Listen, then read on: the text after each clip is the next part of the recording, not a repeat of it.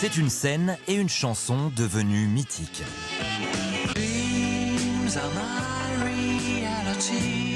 Un baladeur, un slow et un moment suspendu pour l'éternité. C'est le premier teen movie à la française qui a marqué plusieurs générations. C'est un film qui parle à la fois d'amour et à la fois de la famille. Donc ça nous concerne tous. La boum et son thème universel est entré dans nos vies il y a 45 ans. Ça vous est bien égal de savoir si je suis heureuse ou malheureuse. Mais qu'est-ce qu'elle a? 13 ans. L'histoire des premiers émois d'une jeune Parisienne comme les autres. On a tous été, un jour ou l'autre, un adolescent. Tout le monde s'est vu, s'est reconnu dans Vic. Vic, c'est nous. Ce film, sans grande prétention, va pourtant révéler l'une des plus grandes stars françaises du cinéma, Sophie Marceau, choisie parmi 400 candidates. J'allais dans tous les collèges de Paris. J'ai passé des annonces, évidemment. J'ai vu un nombre de gens incalculable.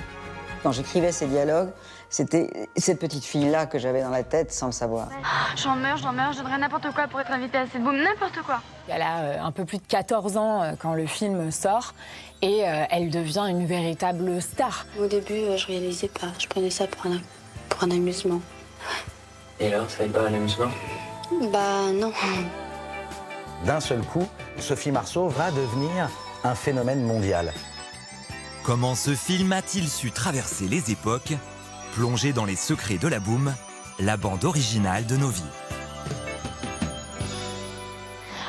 Ah, ça va être génial. Qu'est-ce qu'ils sont beaux, t'as vu Raoul, son blouson, et Jean-Pierre, ses yeux bleus. Oh, j'en étais sûre, super mignon, vachement...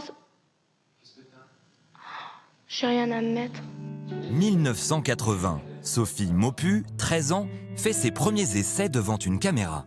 La veille, Sophie était venue s'inscrire avec une amie pour essayer de trouver un petit job pour l'été, quoi. Voilà. Elle avait 13 ans et demi. Hein. Bon, le regard m'a intéressé. Voilà. Alors j'ai demandé les coordonnées, je l'ai appelée, elle est venue avec son papa, elle était extrêmement intimidée. Je crois qu'il veut nous rattraper. Ralentis, ça n'a pas l'air. Ralentis, je te dis. Et ce casting va changer sa vie. Je n'ai pas eu une seconde d'hésitation quand j'ai vu cette petite manière de jouer comme ça, tellement naturelle, tellement... C'était ce personnage. Sophie vient de décrocher le premier rôle de la comédie dont les héros sont des adolescents. Une idée qu'a eue la scénariste en s'inspirant de la boum de sa propre fille. Il était 5 h de l'après-midi, toutes les lumières étaient éteintes, les rideaux étaient fermés, il y avait une sorte de boîte de nuit organisée dans l'appartement avec ses enfants, parce que c'était des enfants, ce sont des enfants, ils avaient donc 12 ans, et ils dansaient, enlacés, et ils étaient petits dans tous les sens du terme. Et un jour, je me suis dit, je vais essayer de raconter cette histoire.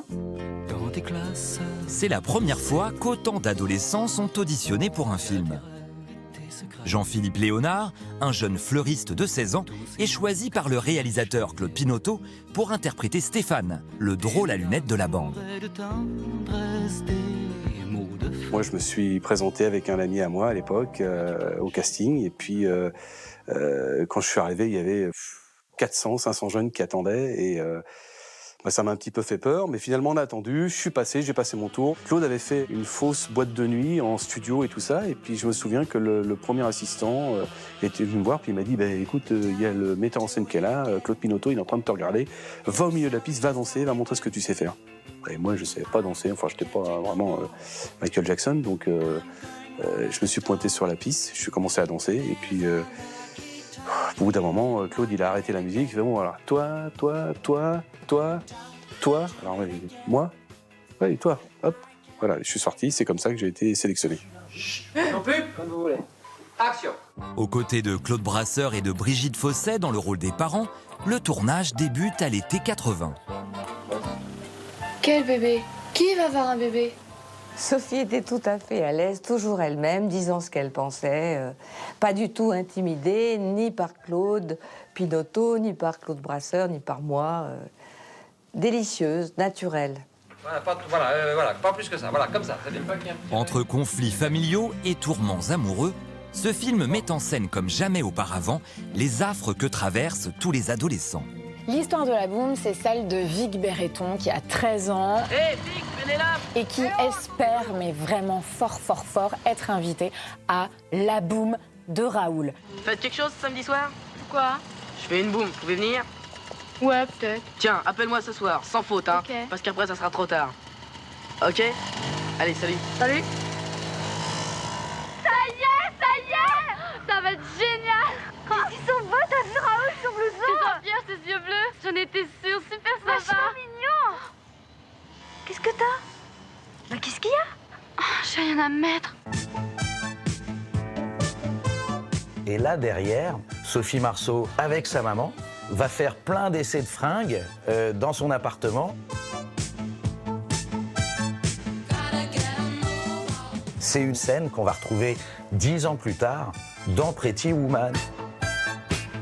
Tout ce qui caractérise l'adolescence, âge ingrat et intensité des sentiments est exploité dans les moindres détails. Comme dans cette scène de baiser qui tourne mal. J'arrivais pas du tout à accrocher cet appareil, ce fameux appareil. Ils nous ont accroché les appareils avec un fil de fer, et après ils ont repris la prise, et puis on l'a fait sur 17 prises, quoi. Enfin, c'était un truc de dingue. Alors que le tournage se poursuit, le réalisateur Claude Pinoteau se met en quête de la musique de sa boum. Et pour être sûr de ne pas se tromper, il fait appel à Vladimir Cosma, compositeur de musique de films reconnu après les succès des aventures de Rabbi Jacob et du Grand Blond avec une chaussure noire. J'avais jamais fait des chansons de dance music, je suis pas supposé à... J'ai jamais mis les pieds dans une boîte de nuit. À l'époque, il faisait davantage des choses musicales, enfin des partitions, que des chansons. Et là, il va écrire un slow ultime qui s'inspire du Honesty de Billy Joel, qui avait été le dernier gros slow de l'époque.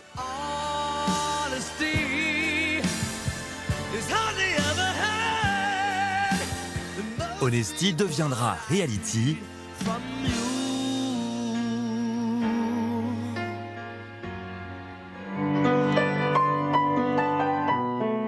Vladimir Cosma a trouvé sa mélodie. Et le jour où le compositeur se met au piano et il joue ce qu'il a imaginé, encore une fois, moment magique ou pas. Et là, ça a été un moment magique. La musique est trouvée, reste à savoir qui va l'interpréter. La production voudrait Michel Polnareff ou Gilbert Montagnier, mais Vladimir Cosma s'y oppose. Fallait pas un chanteur connu, je voulais que la voix soit la voix du film, que ça soit la voix intérieure du petit ami de Sophie Marceau. Très vite, la maquette d'un certain Richard Sanderson va sortir du lot. La mélodie, c'était vraiment parce que vous lisez une partition de piano, donc vous jouez, c'est ta ta ta ta ta. Alors qu'est-ce que je vais pas faire? Je vais pas chanter. Mais tu passes. Non, je vais faire. Mais tu passes surprise. Faire des petites modulations, lui donner un peu d'onde, quelque chose qui vous berce un peu. Une musique calibrée pour propulser le film en tête du box-office. Le 17 décembre 1980, la France fait la connaissance de Sophie Marceau sur grand écran. Dis, elle est en quoi ta salopette rose? Bon, faut que je te quitte, le service d'ordre est renforcé. Et le film sort, et les chiffres sont pas dingues. La sortie du film a été un désastre. Et le lendemain, il y a eu cette espèce de petite chose. On m'a téléphoné en disant c'est drôle, il y a un petit peu plus de monde le jeudi, ça n'arrive jamais, je n'arrive jamais. Ah bon, très bien, parfait. Puis le vendredi, tout à coup, ça a doublé. Et puis le samedi, ça a doublé sur le vendredi, et puis le dimanche. Et donc le film est parti en flèche. Et ça a été absolument une joie incroyable. La Boum, c'était pas prévu pour être un blockbuster, c'était pas prévu pour être plus gros que l'Empire contre-attaque. C'est-à-dire, il faut se rendre compte que le deuxième épisode de la Guerre des Étoiles fait moins d'entrées que La Boum. La Boum, c'était un petit film, mais le bouche à oreille en a fait un phénomène. De toute façon, vous n'en avez rien à foutre. Vous pensez qu'à vous. Vous n'êtes même pas aperçu que j'ai paumé ma gommette en or, que j'ai raccourci ma frange, vous l'avez même pas vu. Vous avez même plus le temps de me faire réciter mes sons, ni de me faire à bouffer. C'est vraiment ce moment où tout prend des proportions délirantes. Et pour qui a été un môme de 13 ans, ou pour qui a eu un môme de 13 ans, on comprend tout. Il y a vraiment une portée assez universelle dans ce film-là. Mais qu'est-ce qu'elle a? 13 ans. Le film reste à l'affiche 35 semaines, attire plus de 4 millions de spectateurs en salle. Sophie Marceau, elle, ne compte plus ses fans. Ce jour-là, aux côtés de Claude Pinoteau, elle témoigne à la télévision entourée du courrier de ses admirateurs. Au début, j'en recevais une dizaine, une vingtaine par jour chez moi. Et puis maintenant, il faut bien le dire, elle en reçoit 200 par jour. Oui, il faudrait bien une organisation. On improvise. Avec Gaumont, on va s'organiser quand même, mais tout ça était tout à fait inattendu. C'est vraiment une ado assez normale, même en promo, elle est très marrante, elle raconte ce qu'elle aime, ce qu'elle écoute. Avant de tourner, je bâille. Et là, par exemple, tout à l'heure, j'ai vu cette caméra, alors j'ai bâillé. Je sais pas, c'est peut-être une forme de trac qui se concrétise dans un bâillement ou pour me détendre la bouche, ou je sais pas du tout. Mais on est naturel en principe. On est naturel, mais enfin, on a toujours peur d'une caméra. Donc en fait, vraiment, elle ressemble à n'importe quel ado et ça va faire qu'un lien très fort va se créer entre elle et les Français et c'est un lien qui ne s'est jamais distendu. Au point que 2 ans plus tard, quand La Boum 2 sort, tout le monde attend les aventures de Vic, désormais au lycée.